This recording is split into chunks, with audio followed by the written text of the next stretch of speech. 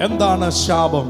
What is a curse? ശാപത്തെ ഒറ്റ വാക്കിൽ പറഞ്ഞാൽ, In one word, if you can explain. ദൈവിക അനുഗ്രഹത്തിന്റെ അസാന്നിധ്യമാണ് ശാപം. ദൈവത്തിന്റെ ഒരു അനുഗ്രഹവും അവിടെ കാണില്ല. Amen. It is a consequence of breaking God's commandments. ഇങ്ങനെയൊക്കെ അങ്ങ് പോകുകയാണ്. We are just making a life that is barely enough. പലതും ചെയ്യാൻ നോക്കുന്നുണ്ടൊന്നും സക്സസ് ആകുന്നില്ല. You are attempting many things, but we are not successful because of a curse in our bloodline. അവരുടെ ജീവിതത്തിൽ ജീവനോ വെളിച്ചമോ കാണില്ല. There is no light or life in people who have such curses. സ്റ്റേജിൽ അരങ്ങു തകർക്കുന്ന പാവക്കൂത്തു പോലെ ആരുടെയൊക്കെ ചരടുവലിയിൽ മുമ്പോട്ട് പോകുകയാണ്. They are like puppets moving in accordance to some other influence in their blood. നമ്മുടെ കൂട്ടത്തിലുള്ള ചിലർ ഇതിൽ വിശ്വസിക്കുന്നില്ല.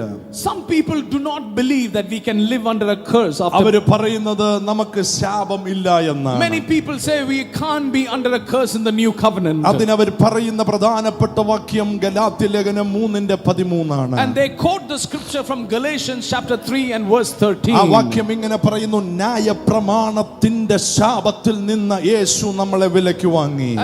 And Jesus has redeemed us from the curse of the law.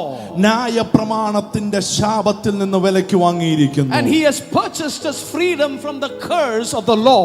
ആമേൻ. അതുകൊണ്ട് ഇനി ശാപമില്ല എന്ന് പ്രസംഗിക്കുന്നു. So many people say there is no curse anymore after Galatians 3:13. യേശു ക്രൂശിൽ ശാപമായി മാറിയപ്പോൾ, Jesus became the cross for humanity on the cross. അത് നമ്മുടെ മേൽ വിടുതലായി തന്നെ മാറി. And it has become freedom from curse for everyone. എന്നാൽ ആർക്കാണ് അത് അനുഭവിക്കാൻ പറ്റുന്നത്? But who can actually enjoy the freedom from the curse? ആർക്കാണ് അത് അനുഭവിക്കാൻ പറ്റുന്നത്? Who can be free from the curse? യേശു ക്രൂശിൽ ശാപം മാത്രമേ വഹിച്ചുള്ളൂ? Jesus only set us free from the curse on the cross? അല്ല. No. അവൻ രോഗത്തെയും വഹിച്ചു. Jesus also carried our sickness on the cross. അതിന്റെ അർത്ഥം ഇതിനകത്തിരിക്കുന്ന ആർക്കും രോഗമില്ലെന്നാണോ? Does that mean that none of us here are sick because Jesus carried our sickness on the cross? ശരീരത്തിൽ ഒരു രോഗം പോലും ഇല്ലാത്തവർ കൈയൊന്ന് ഉയർത്താൻ പറഞ്ഞാൽ എത്ര പേര് ഉയർത്തുമെന്ന് എനിക്ക് If I ask you this morning, can you lift your hands if you are completely without sickness?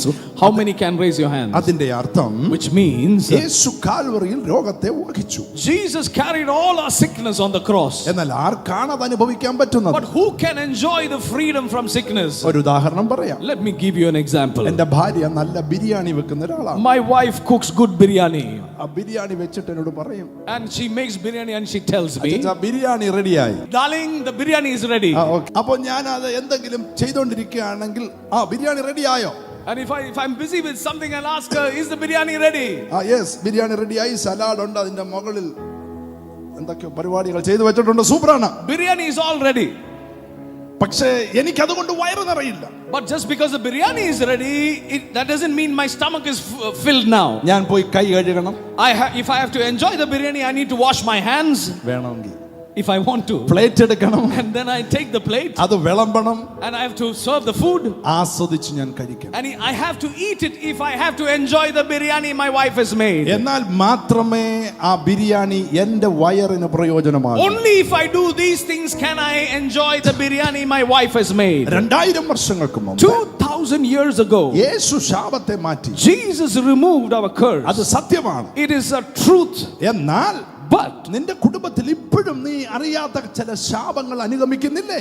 But if we can still be under a curse today, അതിനെ എങ്ങനെ മാറ്റാൻ പറ്റും? we can only remove that curse. ഇന്ന് പകലിൽ This morning, വിശ്വസിച്ചുകൊണ്ട് അതിനെ സ്വായത്തമാക്കുക. today morning, you have to appropriate what Jesus did for you on the cross and make it your own. ആ ഭക്ഷണം കഴിക്കാൻ നാം ഒരുങ്ങി റെഡിയായി വരുന്നത് പോലെ, Just like how I prepare myself to have the biryani, ഇന്ന് പകലിൽ യേശു കാൽവറിയിൽ എടുത്ത ശാപത്തിന്റെ വിടുതലിനെ നീ പ്രാപിക്കേണ്ടതിന് നീ സജ്ജമാകുക, നീ റെഡിയാകുക. Similarly, you need to prepare your heart and receive the freedom from the curse and appropriate it to your life.